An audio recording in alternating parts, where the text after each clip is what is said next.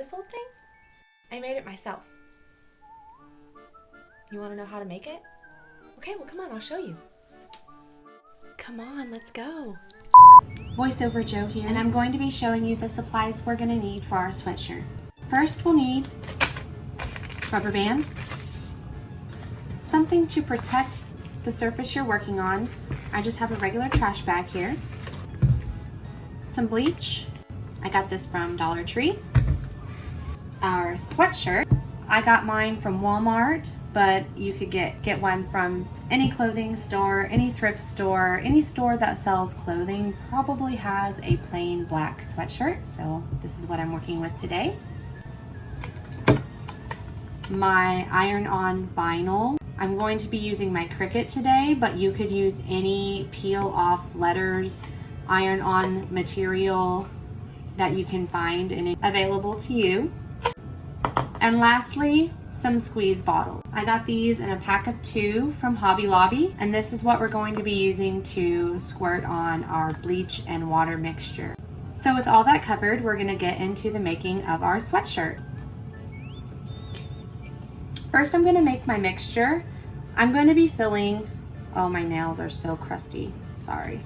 I'm going to be filling both of these halfway with water, and then I'm going to be filling the other half with bleach. So we have our mixtures. I poured the bleach over the sink and I've washed my hands after handling it. It's pretty strong stuff. I would recommend working with a door open in a well-ventilated room. This can get pretty strong.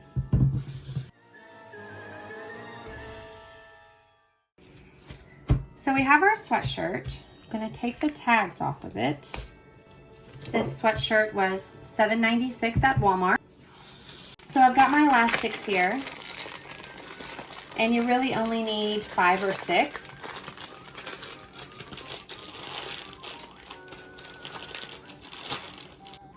Okay, move those off to the side. I'm going to be using the cinnamon bun method, which is just basically taking a part in the center here and then just very carefully twisting the whole t-shirt around in a circle.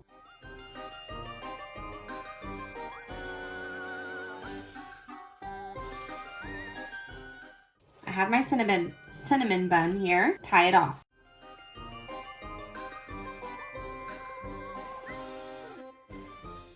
So I have put 4 rubber bands on mine. Now we're going to start to add the bleach. So the way you add the bleach is you skip a section. So this one will be bleached, this one won't be bleached. And then you flip it around and do it on the other side as well. So I'm going to start with one of my bottles of bleach. I have to clip this off first.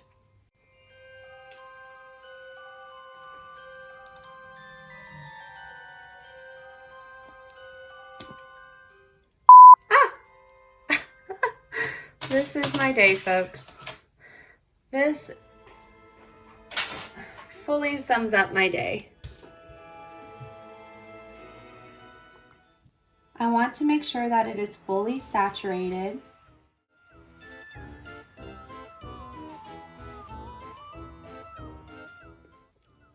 I think the issue that I'm having with this particular sweatshirt is that it's not really absorbent.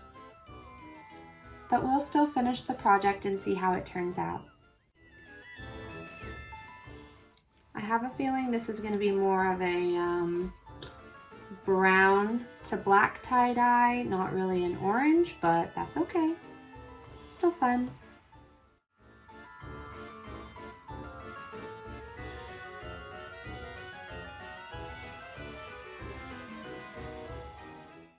I've noticed that the stabbing method seems to work, helps it to penetrate the fabric a little bit easier. I'm just using this whole little bottle on this one side. I want to make sure that everything is saturated. And then we'll flip it over. There's one bottle done.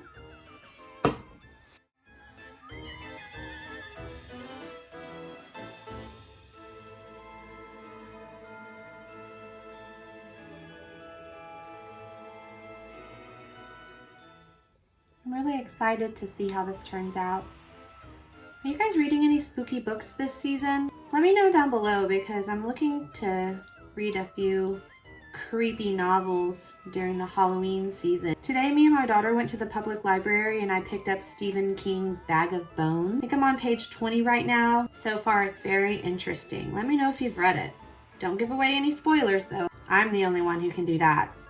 Did anybody watch my Midnight Sun analysis? I'll link it down below if you haven't, but woo, that was a waste of time. To keep this room ventilated, I have my back door and my front door open in my house. I live in a pretty tiny house, so that is enough to ventilate the room properly where I'm not really getting any fumes in my face. So I definitely suggest proper ventilation if you're going to be doing this craft indoors because this bleach is strong. So we've got all of our little pie pieces all colored in, but I'm just going to use the rest of this bleach like I did on the other side using my poking method. I like that. I think that works well. Clearly, I didn't do the cleanest job because there are some spots on the non-bleach sides, but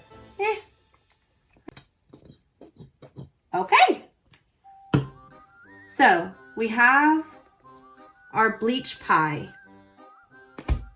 I'm gonna wrap this up, not tightly, but just get it out of my way so I don't just push it out of the way, just like that. And we're gonna let that sit for 30 minutes. 30. While this sits, I'm going to work on our Cricut cutout. Now, like I said, if you don't have a Cricut yourself, you don't want to use a Cricut for this project, that's fine. Hobby Lobby sells a ton of iron-on letters that you can buy. They're pretty cheap too. It's way cheaper than even buying the Cricut vinyl material. Whatever floats your boat, use what you have. This is just for fun, you know. We're just having fun here, fellas. So I'll be right back. The graphic I'm going to be using for this project I found on Etsy from a little shop called CIS Downloads. I bought it for $2.99 and I can use it as many times as I want. I downloaded it onto my computer and that's how I get it onto my Cricut. Okay, it has been 30 minutes. It's time to unwrap this and then spray it down with water. Oh, crazy. What is this going to look like? I have absolutely no idea. These rubber bands are so brittle. They're just basically like falling apart. Let's just give her a little rinse, shall we?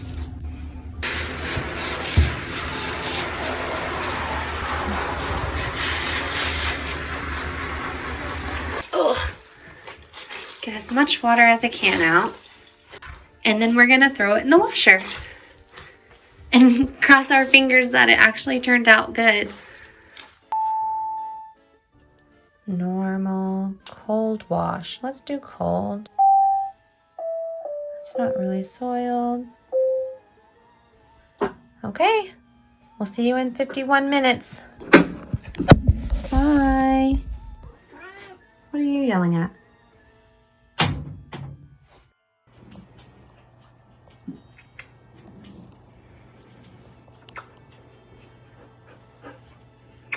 What would a witch be without her familiar? Oh, okay. Oh. Oh. Oh. He's a big boy.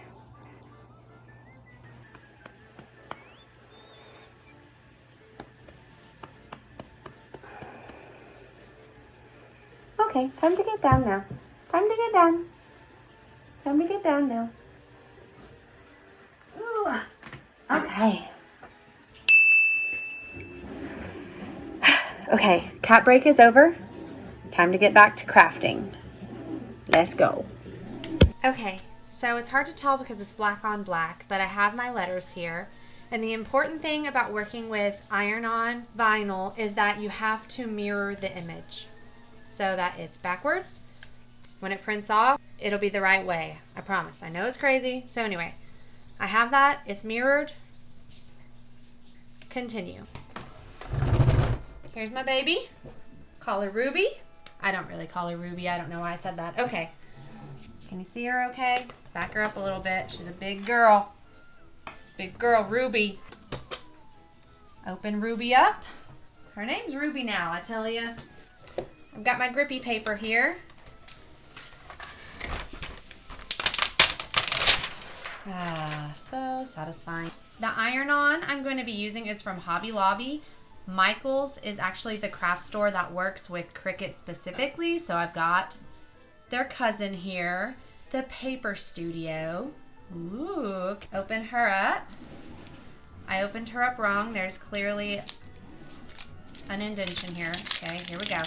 Okay, I know I am going to use 12 inches across here of this orange vinyl.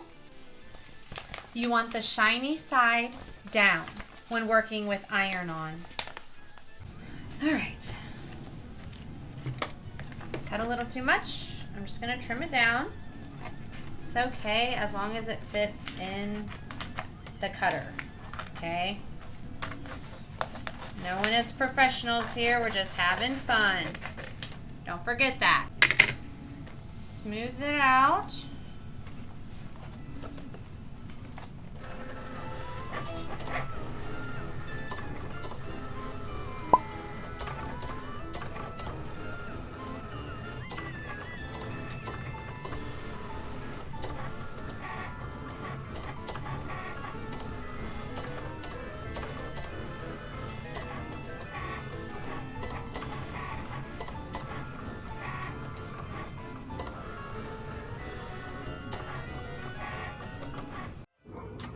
Okay, let's open her up.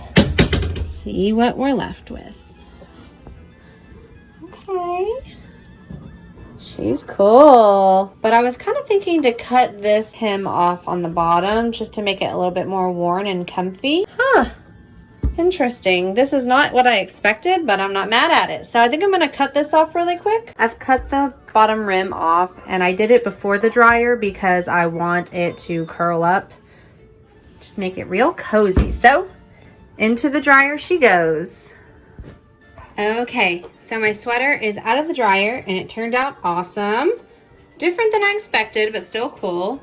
And my edges are nice and rolled up, so it'll be slightly cropped, not so stiff. So the first thing I want to do to ensure success in this project is I'm going to fold my sweater in half. And then I'm going to iron straight down the middle of it to kind of create a nice crisp line. So that kind of gives me an idea when I'm placing my letters where the center of my shirt is. So I'm going to do that. So I'm quickly going to weed out using my Cricut weeding tool, just the parts of the letters that I don't want that are cut up in here. So I'm going to quickly do that.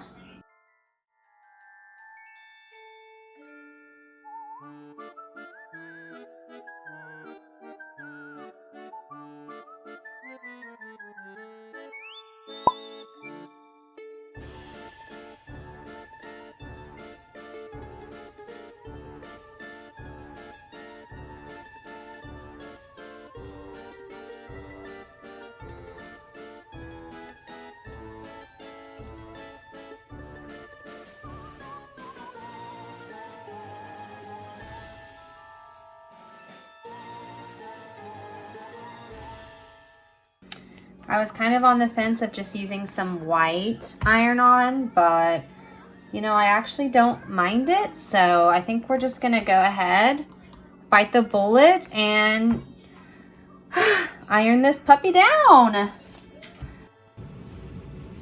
So I took a quick break from making this sweatshirt because me and my daughter, we went to a pumpkin painting party, which was very exciting.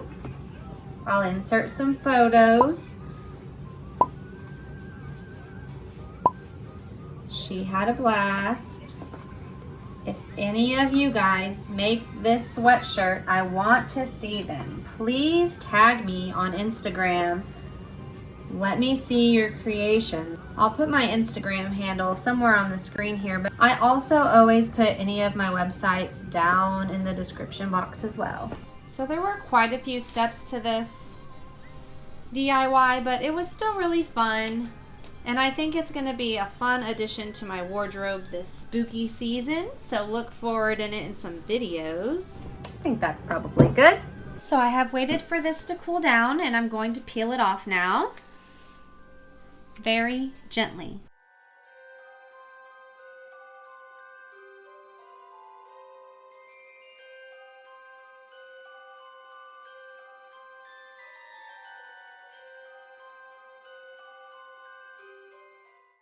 let's get to the final review.